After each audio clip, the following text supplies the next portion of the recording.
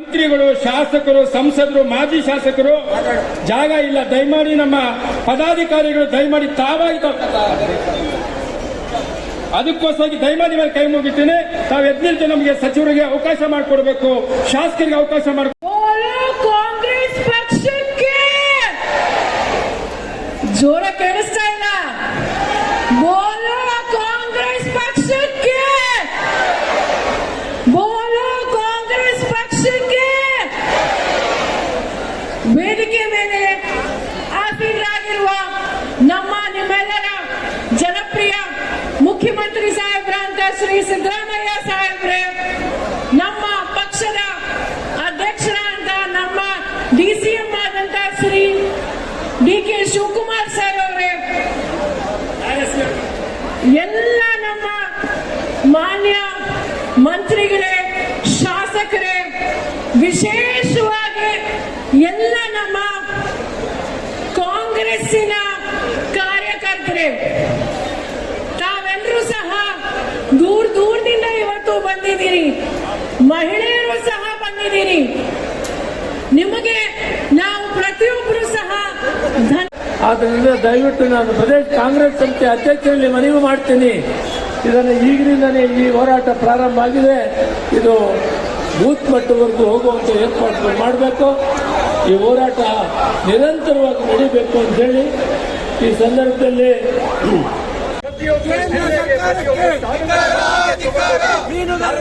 ಕೇಂದ್ರ ಸರ್ಕಾರಕ್ಕೆ ಮೀನುಗಾರರ ಬದುಕನ್ನು ನಾಶ ಮಾಡಿದ ಕೇಂದ್ರ ಸರ್ಕಾರಕ್ಕೆ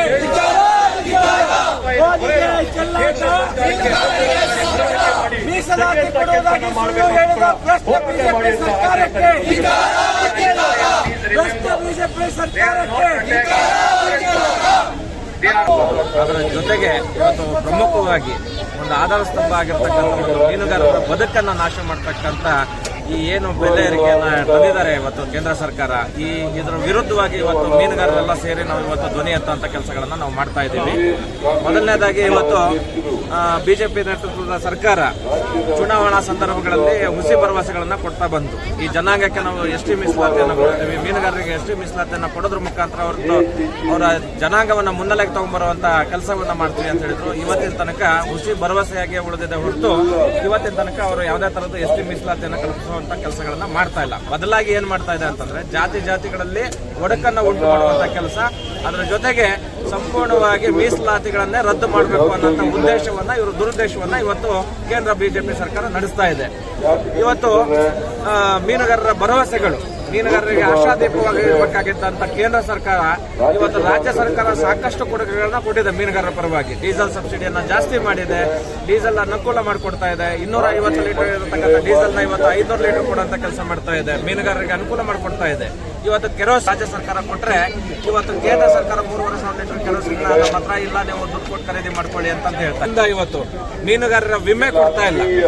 ಎಂತ ನೀಚ ಸರ್ಕಾರ ಕೇಂದ್ರ ಸರ್ಕಾರ ಅಂತಂದ್ರೆ, ರಾಜ್ಯ ಸರ್ಕಾರ ಇವತ್ತು ವಿಮೆ ಹಣ ಕೊಟ್ರೆ ಇವತ್ತು ಮೀನುಗಾರರೆಲ್ಲ ತಮ್ಮ ಬದುಕನ್ನ ಕಟ್ಕೊಳ್ಳೋದಕ್ಕೋಸ್ಕರ ತಾವೆಲ್ಲ ಇವತ್ತು ಸಮುದ್ರದಲ್ಲೆಲ್ಲ ಹೋಗಿ ಅವರು ಮೀನನ್ನ ಹಿಡ್ಕೊಂಡ್ ಬರುವಂತ ಸಂದರ್ಭದಲ್ಲಿ ಅವ್ರಿಗೆ ಏನಾದ್ರು ಅಪಘಾತಗಳಾಗಿ ಅವಘಾತಗಳಾಗಿ ಏನಾದ್ರು ತೊಂದರೆ ಆದ್ರೆ ಆ ಮೀನುಗಾರರ ಬದುಕಿಗೆ ಸಹ ಇವತ್ತು ಬೆಲೆ ಇಲ್ಲದಂತ ಒಂದು ಸರ್ಕಾರದ ನೀತಿ ಇವತ್ತು ನಮ್ಗೆ ದುರದೃಷ್ಟಕರ. ಇವತ್ತು ನಮ್ಮ ರಾಜ್ಯ ಸರ್ಕಾರ 3,500 ತನಕ ಅವರಿಗೆ ಮೀನುಗಾರರಿಗೆ ವಿಮೆ ಕೊಡುವಂತ ಕೆಲಸಗಳನ್ನ ಮಾಡ್ತಾ ಇದೆ. ಮೀನುಗಾರರು 1,500 ರೂಪಾಯಿ ವಿಮೆ ಕಟ್ತಾ ಇದ್ದಾರೆ.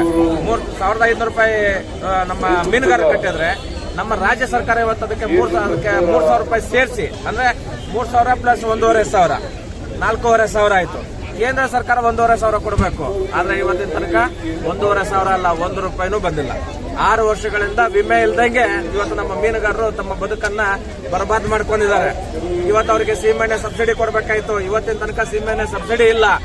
1 ದಿನ ಉಪವಾಸ ಇರಬಹುದು, 2 ದಿನ ಉಪವಾಸ ಇರಬಹುದು, 8 ತಿಂಗಳಿಂದ ಮೀನುಗಾರರಿಗೆ ಇವತ್ತು ಉಪವಾಸ ಕೆಡುವಂತ ಕೆಲಸವನ್ನ ಕೇಂದ್ರ ಸರ್ಕಾರ ಮಾಡ್ತಾ ಇದೆ.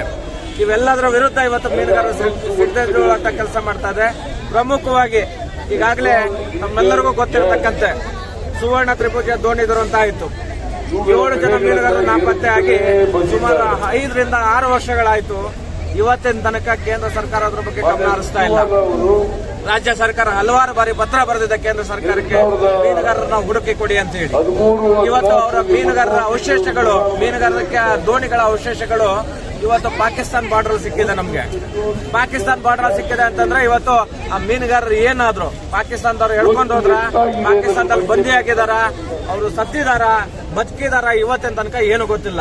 ಆ 7 ಜನ ಕುಟುಂಬಸ್ಥರು ಇವತ್ತು ಅವ್ರು ಸತ್ತಿದ್ದಾರೆ ಅನ್ನೋ ಒಂದು ಸರ್ಟಿಫಿಕೇಟು ಇಲ್ಲ, ಅವ್ರು ಬದುಕಿದಾರ ಅನ್ನೋದಕ್ಕೆ ಅವರ ಪ್ರೂವ್ ಇಲ್ಲ, ಏನು ಇಲ್ದಂಗೆ ಆ ಕುಟುಂಬ. ಮೀನುಗಾರರ ವಿರೋಧಿ ಕೇಂದ್ರ ಸರ್ಕಾರಕ್ಕೆ, ಮೀನುಗಾರರ ಬದುಕನ್ನು ಸರ್ವನಾಶ ಬಿಜೆಪಿ ಸರ್ಕಾರಕ್ಕೆ, ವಿಮೆ ನೀಡಿದ ಕೇಂದ್ರ ಸರ್ಕಾರಕ್ಕೆ,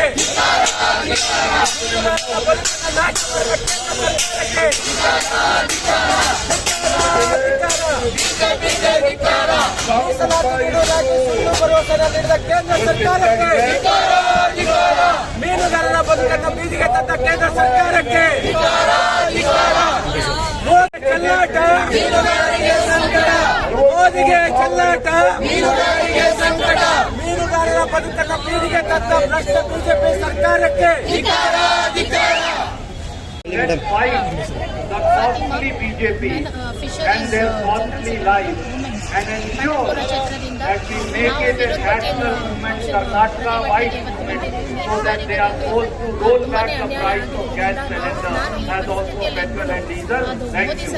ಬಂಧುಗಳೇ, ಇವತ್ತು ನಾನು ತಮ್ಮನ್ನು ಮನವಿ ಮಾಡುವಂತದ್ದು, ಎಲ್ಲರೂ ಎದ್ದೇಳಿ, ಜಾಗೃತರಾಗಿ, ಸಂಘಟಿತರಾಗಿ, ಒಗ್ಗಟ್ಟಾಗಿ ಹೋರಾಟ ಮಾಡಿ, ರಾಜ್ಯಗಳಲ್ಲಿ, ಜಿಲ್ಲೆಗಳಲ್ಲಿ, ತಾಲೂಕುಗಳಲ್ಲಿ ಈ ಒಂದು ಬಿಜೆಪಿ ಸರ್ಕಾರದ ಬೆಲೆ ಏರಿಕೆ ವಿರುದ್ಧವಾಗಿ ಆಂದೋಲನ ಪ್ರಾರಂಭ ಮಾಡಿ, ಕರ್ನಾಟಕವನ್ನು ಒಂದು ಮಾದರಿಯಾಗಿ ಮಾಡಿ, ದೇಶಾದ್ಯಂತ ಹೋರಾಟ ಮಾಡಿ ಅಂತ ಹೇಳಿ. ನಮಸ್ಕಾರ. ಜನ ಆದ್ರೂ ಕೂಡ ಖುಷಿಯಾಗಿ ತಗೋತಾರೆ, ಆದ್ರೂ ಮೋದಿ ಅಲ್ಲ, ಮೋದಿ ಹೇಳ್ತಾನೆ ಇಲ್ಲ, ಅವರೆಲ್ಲ ಭ್ರಮೆ ಸೆಟ್ ಮಾಡ್ಕೊಂಡಿರೋದು. ಹೌದೆಲ್ಲ ಬಿಜೆಪಿಗೆ ಧಿಕ್ಕಾರ, ಬಿಜೆಪಿಗೆ ಧಿಕ್ಕಾರ, ಬಿಜೆಪಿಗೆ ಧಿಕ್ಕಾರ, ಧಿಕ್ಕಾರ, ಬಿಜೆಪಿಗೆ ಧಿಕ್ಕಾರ, ಬಿಜೆಪಿ ಸರ್ಕಾರಕ್ಕೆ, ಬಿಜೆಪಿ ಸರ್ಕಾರಕ್ಕೆ, ಬಡವರ ವಿರೋಧಿ ಸರ್ಕಾರಕ್ಕೆ, ಬಡವರ ವಿರೋಧಿ ಸರ್ಕಾರಕ್ಕೆ, ಬಡವರ ವಿರೋಧಿ ಸರ್ಕಾರಕ್ಕೆ, ಬಿಜೆಪಿ ಸರ್ಕಾರಕ್ಕೆ.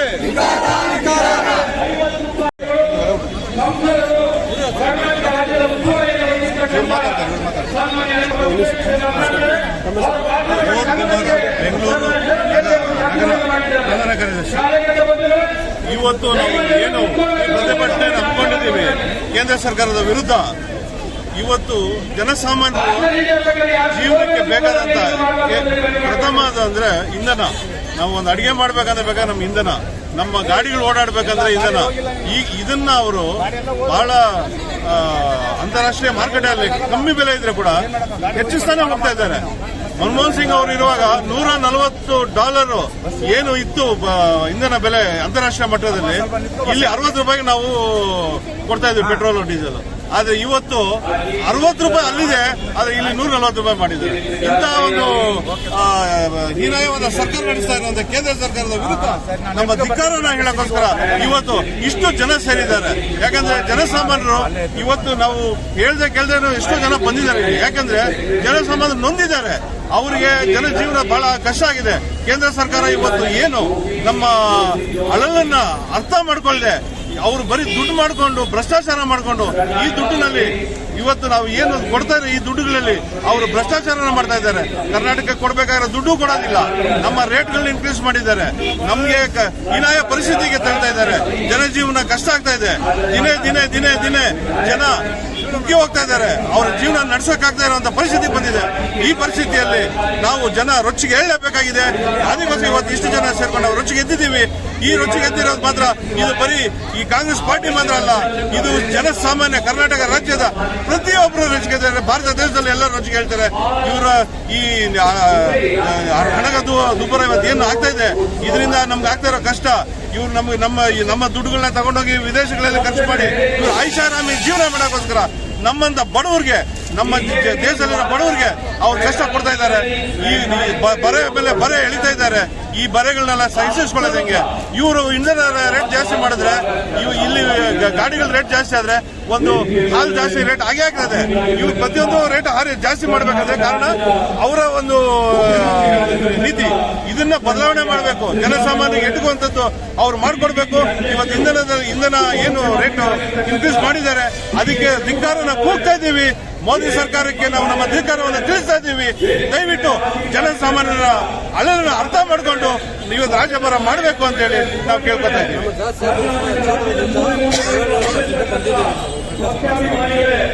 ನಾವೆಲ್ಲರೂ ಸರ್ವಜ್ಞನಗರ ವಿಧಾನಸಭಾ ಕ್ಷೇತ್ರ ಕರ್ನಾಟಕ ರಾಜ್ಯದ ಇಂಧನ ಸಚಿವರಾದ ಶ್ರೀ ಜಾರ್ಜ್ ಸಾಹೇಬ್ರವರ ಕ್ಷೇತ್ರದಿಂದ ಬಂದಿದ್ದೀವಿ. ನಮ್ಮ ಕ್ಷೇತ್ರದಲ್ಲಿ ಎಷ್ಟು ಒಳ್ಳೆ ಕೆಲಸಗಳು ಮಾಡಿದ್ದಾರೆ, ಇಂಧನ ಇವತ್ತು ಕರ್ನಾಟಕದಲ್ಲಿ ಎಷ್ಟು ಬೆಳೆಸಿದ್ದಾರೆ, ಇದನ್ನೆಲ್ಲ ನೋಡಿ ದಯವಿಟ್ಟು ಸೆಂಟ್ರಲ್ ಗವರ್ಮೆಂಟ್ ಅವರು ದಯವಿಟ್ಟು ಅರ್ಥ ಮಾಡಿಕೊಂಡು ಜನಸಾಮಾನ್ಯರಿಗೆ ದುಡಿಯೋದು ಹೇಗೆ ಅನ್ನೋದನ್ನ ಕಲ್ತ್ಕೊಂಡು ನೀವು ದಯವಿಟ್ಟು ದುಡೀರಿ. ಜನಸಾಮಾನ್ಯರಿಗೋಸ್ಕರ ಏನಾದ್ರು ಒಂದು ಒಳ್ಳೇದು ಮಾಡಿ. ಇದು ಬಿಟ್ಬಿಟ್ಟು ನಿಮ್ಮ ದುಡ್ಡು, ನಿಮ್ಮ ಐಷಾರಾಮಿಗೋಸ್ಕರ ಜನಸಾಮಾನ್ಯರ ಮೇಲೆ ಬರ ಹಿಡಿತಾ ಇದ್ದೀರಾ. ದಯವಿಟ್ಟು ಇದನ್ನು ಮಾಡಬೇಡಿ. ನಮ್ಮೆಲ್ಲರ ಒಂದು ಕೂಗು ಇದ್ದೇನೆ.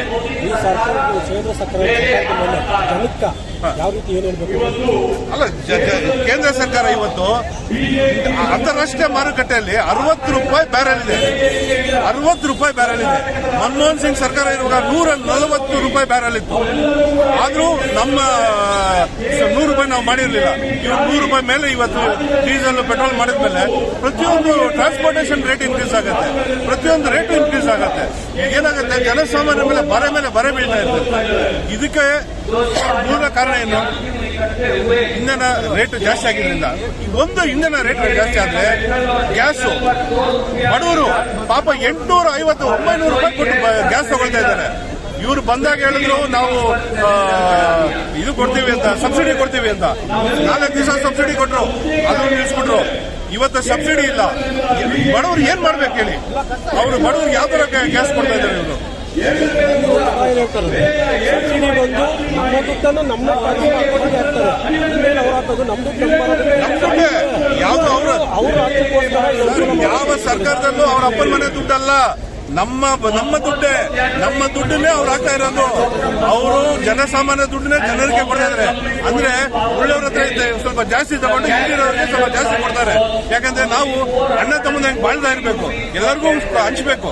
ಆದ್ರೆ ಇವ್ರು ಮಾಡ್ತಾರೆ ನೀತಿ, ದೇಶ ವಿದೇಶಗಳಿಗೆ ತಗೊಂಡೋಗಿ ಇವ್ರು ಒಳ್ಳೆ ಹೆಸರು ತಗೊಳ್ಳೋಕೋಸ್ಕರ ಇಲ್ಲಿರೋ ದುಡ್ಡನ್ನ ತಗೊಂಡೋಗಿ ಅಲ್ಲಿ ಹರಿಸ್ಬಿಟ್ಟು ಇಲ್ಲಿ ಜನಸಾಮಾನ್ಯರಿಗೆ ಸಾಯಿಸ್ತಾ ಇದ್ದಾರಲ್ಲ. ಇದು ಯಾವ ನೀತಿ ಅನ್ನೋದು ನಮಗೆ ಅರ್ಥ ಆಗ್ತಾ ಇಲ್ಲ.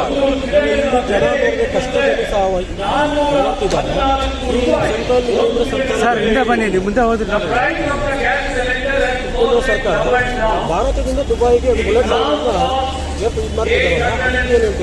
ಅದೇ ಇವ್ರ ವಿದೇಶ ನೀತಿಗಳಿಗೆ ಇವ್ರಿಗೆ ಹೆಸರು ಬರೋಕ್ಕೋಸ್ಕರ, ಇವ್ರು ಹೋದ್ರೆ ಇವ್ರಿಗೆ ಒಳ್ಳೆ ಅಲ್ಲಿ ಐಷಾರಾಮಿ ಜೀವನಕ್ಕೋಸ್ಕರ ನಮ್ಮ ದುಡ್ಡನ್ನ ತಗೊಂಡ್ಬಂದು ಇವರು ಬೇರೆ ದೇಶಗಳಿಗೆ ಕೊಡ್ತಾ ಇದ್ದಾರೆ.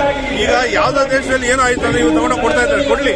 ಆದ್ರೆ ನಮ್ಮ ದೇಶದ ಜನರಿಗೆ ಬರೆ ಎಳೆದು ಕೊಡೋದು ಬೇಡ. ಇವ್ರು ಮಾಡ್ತಾ ಇದಾರಲ್ಲ, ಇವ್ರ ಐಷಾರಾಮಿ ಜೀವನ ಇವ್ರಿಗೋಸ್ಕರ ಒಳ್ಳೇದಾಗ್ತದೆ. ಇವ್ರು ಬೇರೆ ದೇಶಗಳಿಗೆ ಹೋದ್ರೆ ಇವ್ರಿಗೆ 5 ಸ್ಟಾರ್ ಹೋಟೆಲ್ಗಳಲ್ಲಿ ರೆಸ್ಪೆಕ್ಟ್ ಕೊಡ್ತಾರೆ ಅಂದ್ಬಿಟ್ಟು ನಮ್ಮ ದೇಶದಲ್ಲಿ ಇರೋ ಬಡವರಿಗೆ ಇವರು ರಕ್ತದ ಹೋಗ್ಲಿ ನಲಿಸ್ತಾ ಇದ್ದಾರೆ. ದಯವಿಟ್ಟು ಬೇಡಿ, ಇದನ್ನ ಮಾಡಬೇಡಿ. ನಮ್ಮ ದೇಶದ ಜನನ ಬೆಳೆಸಿ, ನಮ್ಮ ದೇಶನ ಉಳಿಸಿ, ಅದು ಮುಖ್ಯ. ಸರ್ಕಾರ ಮತ್ತು ಮನಮೋಹನ್ ಸಿಂಗ್ ಇದ್ದಾಗ ಅವಾಗ ಮನಮೋಹನ್ ಸಿಂಗ್ ಅವರು ಹೇಳ್ಬೋದು, ನೀವು ನನ್ನ ದೇಶ ನಾನು ಮಾಡುತ್ತೆ ಅಂತ ಹೇಳ್ಬೋದು. ಇವಾಗ ಮೋದಿ ಬಂದ್ಮೇಲೆ ನನ್ನ ಬರ್ತಾ ಇದೆ ಅಂತಾರೆ, ಎಲ್ಲರೂ ಮೋದಿ ಹೆಸರು ಹೇಳ್ತಾರೆ, ಅವರ ಕಾರ್ಯಕರ್ತರು ಹೇಳ್ತಾರೆ. ಯಾವ್ದಾನ ಒಂದು ಚುನಾವಣೆಗೆ ಹೋದ್ರೆ ಅಲ್ಲಿ ಕ್ಯಾಂಡಿಡೇಟ್ ಹೆಸರು ಹೇಳಲ್ಲ, ಬೇರೆ ಹೆಸರು ಹೇಳ್ತಾರೆ. ಬಿಜೆಪಿ ಅವರು ಇವರು ಅವ್ರು ಹೇಳ್ದಂಗೆ ಕೇಳಬೇಕು, ಕಾರ್ಯಕರ್ತರು ಮಾಡ್ತಿದ್ದಾರೆ. ಮೋದಿ ಅವರು ಅವರ ವರ್ಚಸ್ನ ಬೆಳೆಸ್ಕೊಳ್ಳೋಕೋಸ್ಕರ ನಮ್ಮ ದೇಶದ ದುಡ್ಡನ್ನ ತಗೊಂಡೋಗಿ ನೀರ್ ತರ ಬೇರೆ ಕಡೆ ಇಳಿಸಿ ಇವತ್ತು ಬಿಜೆಪಿ ಅನ್ನೋದಿಲ್ಲ, ಮೋದಿ ಅನ್ನೋದು ಮಾತ್ರ ಉಳ್ಕೊಂಡು ಬಂದಿದೆ. ಯಾಕೆ ಬಂದಿದೆ? ಅವರು ಒಬ್ಬರ ವರ್ಚಸ್, ಅದನ್ನೇ ನಾನು ಆಗಿಂದ ಹೇಳ್ತಾ ಇರೋದು, ಅವರ ವರ್ಚಸ್ನ ಉಳಿಸ್ಕೊಳ್ತಾ ಇದ್ದಾರೆ, ಬೆಳೆಸ್ತಾ ಇದ್ದಾರೆ ಹೊರತು ದೇಶನಲ್ಲ. ಇದು ನಮ್ಮ ದೇಶ, ನನ್ನ ದೇಶ ಆಗಲ್ಲ, ನಮ್ಮ ದೇಶ ಇದು. ನಾವೆಲ್ಲರೂ 125 ಕೋಟಿ ಜನ ಸೇರಿದ್ರೆ ಮಾತ್ರ ಭಾರತ. ಮೋದಿ ಒಬ್ರು ಭಾರತ ಅಲ್ಲ. ಮೋದಿ ಒಬ್ಬರನ್ನ ಕರ್ಕೊಂಡು ಹೋಗಿ ಅಲ್ಲಿ ಹಾರ ಹಾಕ್ಬಿಟ್ರೆ, ಇಲ್ಲ ಇನ್ನೊಂದು ಅವ್ರ ವಿದೇಶದಲ್ಲಿ ಅವ್ರಿಗೆ ಐಷಾರಾಮಿ ಜೀವನ ತೋರಿಸ್ಬಿಟ್ರೆ ಇದು ಭಾರತ ಅಲ್ಲ. ಭಾರತ ನಾವೆಲ್ಲರೂ ಸೇರಿದ್ರೆ ಮಾತ್ರ ಭಾರತ. ಆದ್ರೆ ನಮಗೆ, ನಮ್ಮ ದೇಶದ ಜನಕ್ಕೆ, ನಮ್ಮ ಬಡವರಿಗೆ ಅವರು ಕಾಳಜಿ ವಹಿಸಬೇಕು, ಅದು ಮುಖ್ಯ.